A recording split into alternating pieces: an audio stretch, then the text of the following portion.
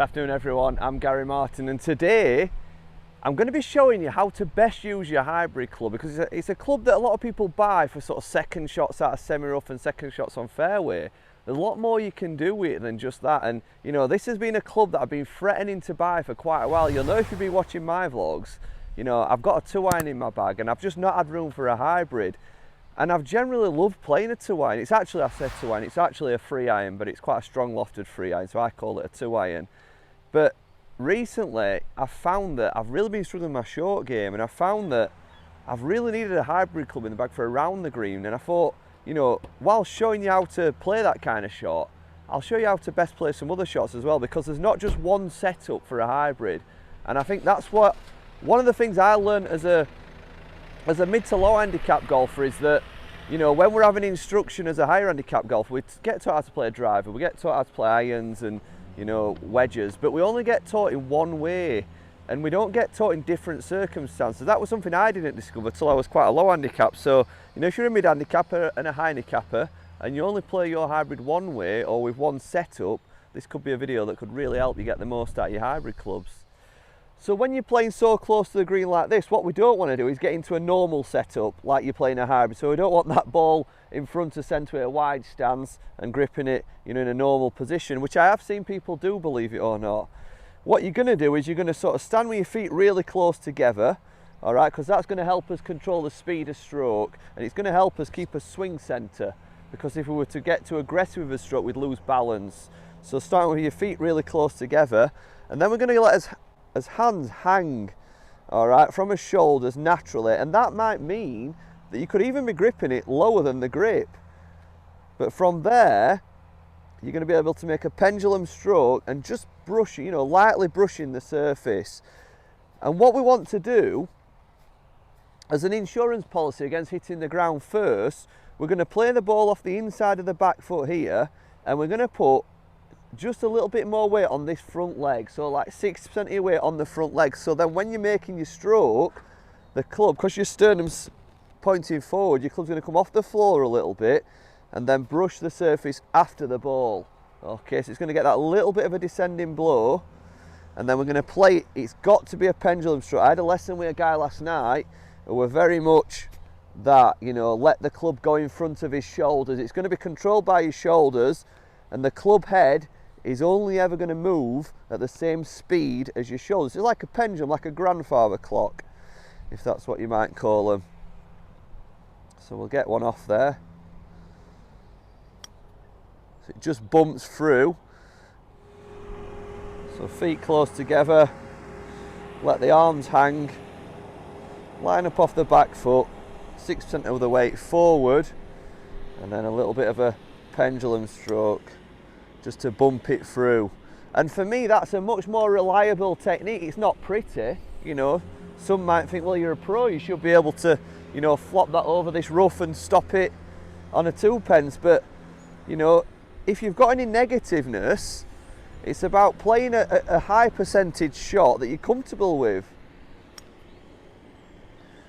And generally speaking, you know, they're sort of putts that, they're not even the best shots, but I'm not going to, with this kind of shot, I'm not going to blade one through the back of the green, and I'm certainly not going to duff one, because I'm making such a simple stroke. It can, you know, not a lot can go wrong. So, you know, this is a great way of using your hybrid, and it's one of the main reasons I put this in the bag. It's not really, I mean, I will play it for tee shots and fairway shots, but I could have used my 2-iron for that. And the main reason is now we've got in these tight lies in the summer, you know, where, you know, always get the best lie on the edge of the greens in the UK.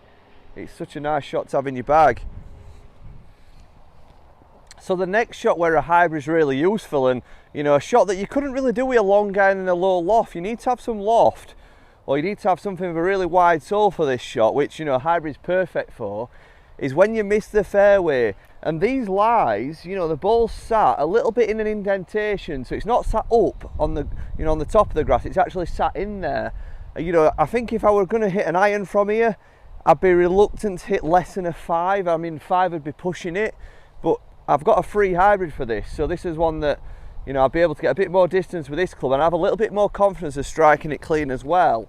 Now, just on terms of hybrid, if you're somebody that doesn't swing the club fast, it's really important that you don't get something too low in loft. You know, make sure you get a nice lofted hybrid, you know, a 22 or a 26. But if you start trying to get a bit greedy, you know, getting a 19 or a 17 degree hybrid, you're going to struggle to play these kind of shots because you're not going to create the backspin on the ball to launch the ball up in the air. So the way we're going to play this, and I see a lot of people doing this the opposite way. A lot of people try to hit the top of the ball and then before they hit the grass.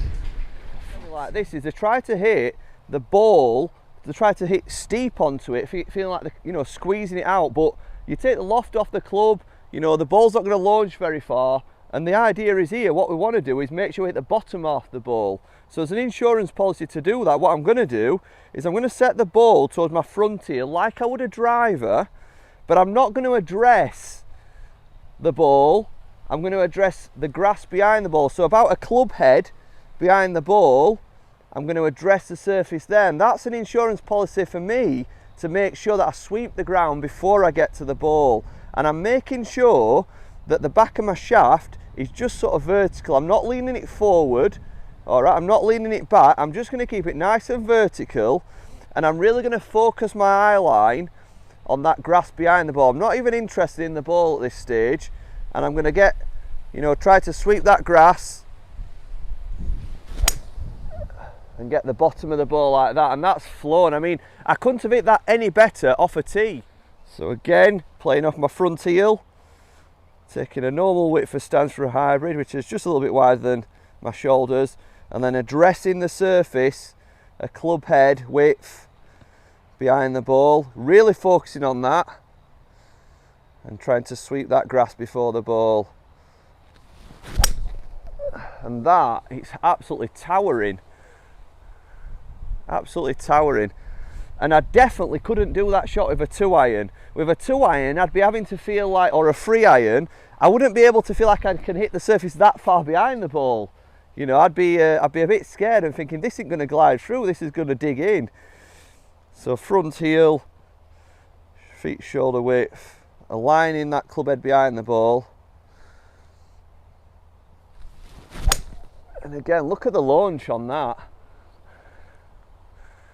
And with my sort of 3-iron, you know, I'm starting to wonder whether there's any use for it anymore, because I'd probably only use it off the tee and some long par threes, but I'm quite confident with this off the ground around the green, and I'm going to just hit a couple of shots off the tee and show you how I'd control the ball flight, because you know there's different ways to get the ball higher and lower with a hybrid without changing too much.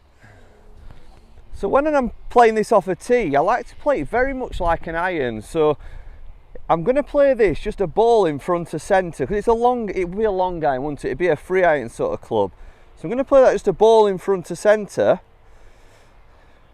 and I'm going to feel as though I'm hitting an iron. I don't want to feel like I'm trying to sort of hit up on the ball, you know, I don't want to feel like I'm trying to hit down on the ball. I'm just going to put an absolute complete normal swing on it, gripping it in the middle of the club, playing a ball in front of centre, and I've got the ball just teed up about a centimetre. I'm just going to put a normal swing on it here.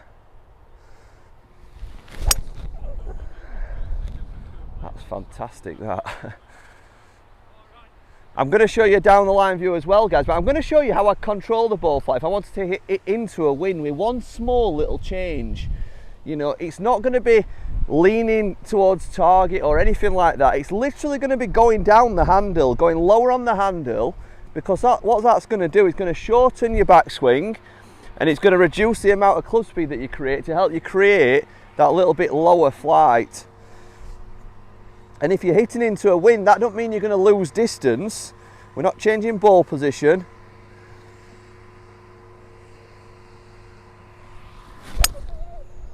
That's tremendous. I'm going to put you down the line view in here. I've only got one camera with me today, but I'll show you these two different ball flights down the line and see if you can identify. I'm not even going to tell you which way around I'm doing it here. I'm going to hit two shots and you identify which grip were which. I think you'll be able to see here which one I'm doing first. I'm going to grip low on it, set up to it like I've just said, ball in front of centre, try to swing it like I'm hitting an iron, but I've just gripped real low on the handle here. And I don't know, you'll be able to see with that flight. Well, lovely, nice penetrating ball flight. And into a wind, that would have probably just gone as far as if I'd have hit a full shot. But with a full shot, I could have lost control. You know, I could have really lost the ball flight in the wind, and it could have, you know, gone off in any direction. I'm going to grip back in the middle now. And I'm going to hit a little bit more of a fuller shot. And as you'll be able to see with that one, it's gone a lot higher in flight, and it's actually gone a little bit, but there's no wind, is there? No wind today, so it would go a little bit further. Just have one more. Really enjoying this club, and I think it's going to be in my bag all summer.